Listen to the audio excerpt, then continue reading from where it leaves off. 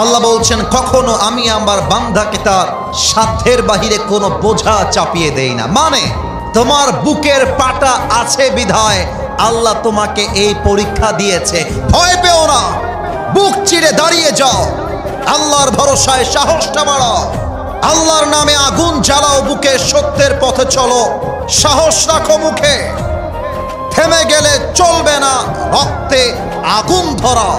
আল্লাহর সৈনিক তুমি, সেই পতাকা